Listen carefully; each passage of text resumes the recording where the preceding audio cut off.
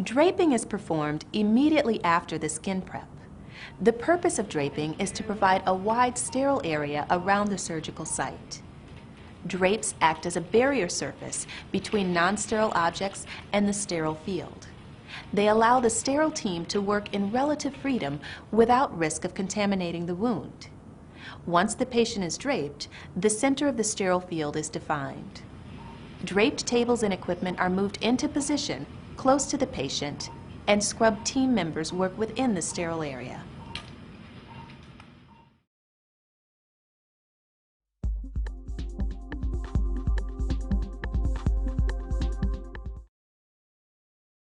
Drapes are large sheets of impervious material or bonded fabric designed to fit the contours of the body. They provide a large sterile surface on which to work, as well as a barrier against the non-surgical areas of the patient's body underneath. Sterile drapes also produce a moisture barrier between the patient and the sterile field. The draping routine for a surgical procedure is a construction process.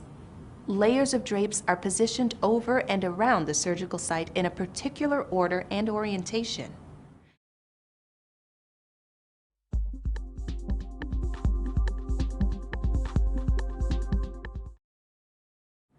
The procedure for draping the abdomen is one of the most common draping techniques and may be used to drape for many surgical procedures regarding the abdominal cavity.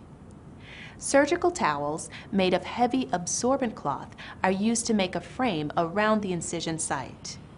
Towels are folded along one edge before positioning them on the patient. Framing the incision means providing an opening in the drapes for the incision. The open area inside the frame is called the fenestration. The fenestration can be square, oblong, or oval if a disposable fenestrated drape is used. The plastic incise drape is commonly placed over the entire surgical site on top of the towels and any bottom sheets and towels which form the fenestration or opening for the incision. The sterile incise drape is coated with adhesive on one side and may be impregnated with antiseptic.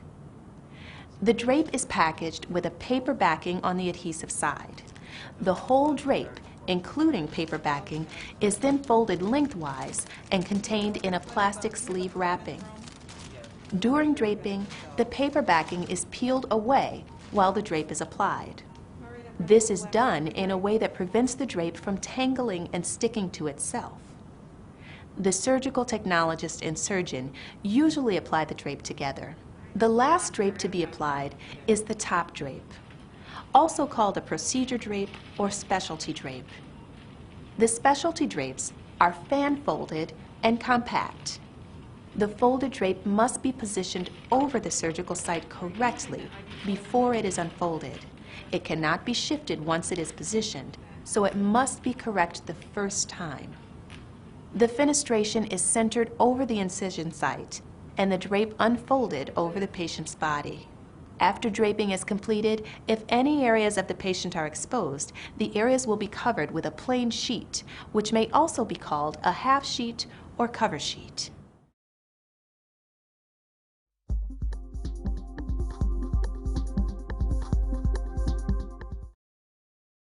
The rules of asepsis are followed throughout all draping procedures. When draping, visualize the drape as having two surfaces or sides. One side is in direct contact with the patient and other non-sterile surfaces. The other side can only contact other sterile surfaces, such as the gloved hand or sterile instruments. This principle follows the rules of asepsis.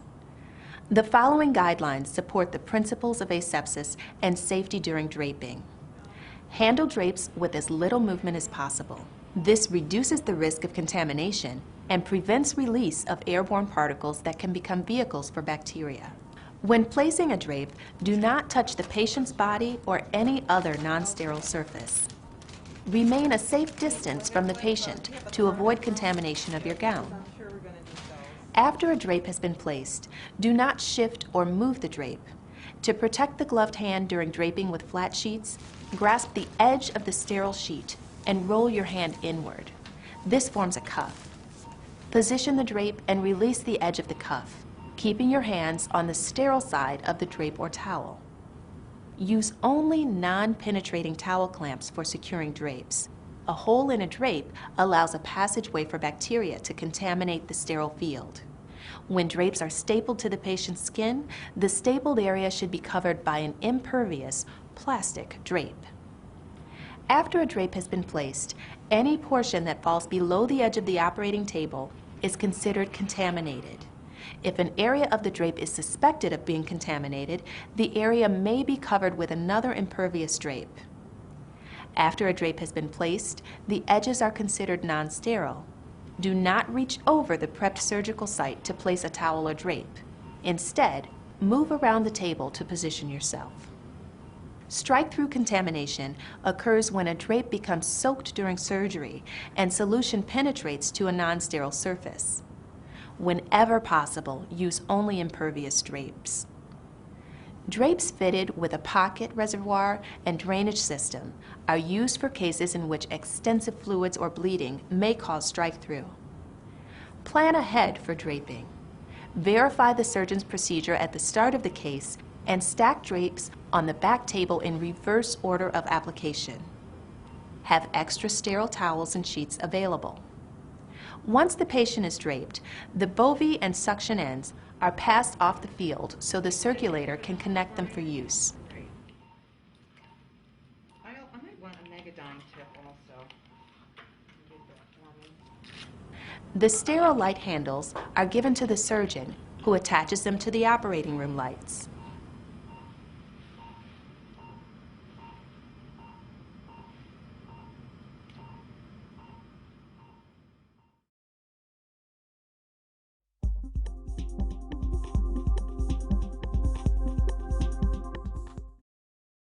Some other areas of the body that are commonly draped for surgery include the leg, arm, and hand. With the limb suspended, a sterile impervious sheet is placed directly underneath the limb. Let's go to office. You drape number one? Yeah, go ahead.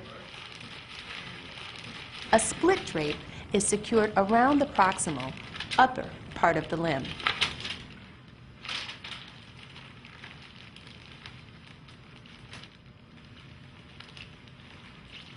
Drape number two?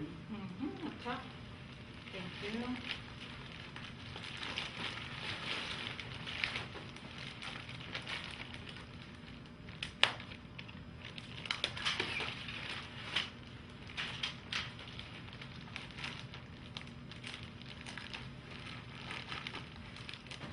When draping the leg, the foot is excluded from the surgical site by wrapping it with a tube drape or tube stockinette.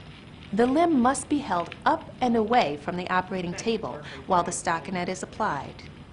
Rolled stockinette is placed over the foot or hand and unrolled to cover the limb. A fenestrated drape is used to complete the surgical field.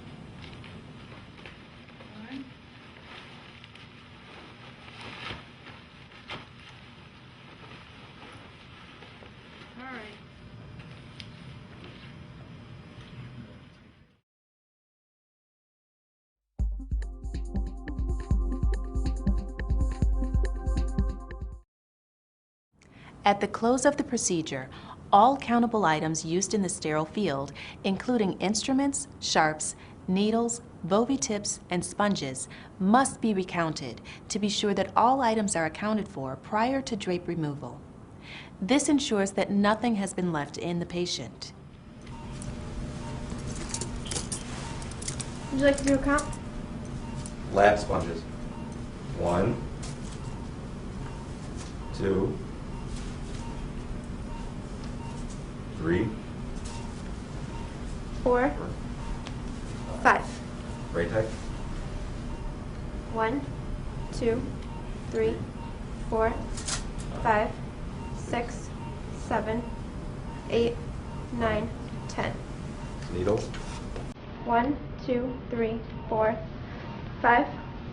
And blades. 1, 2, 3, 4. Your count is correct. Thank you.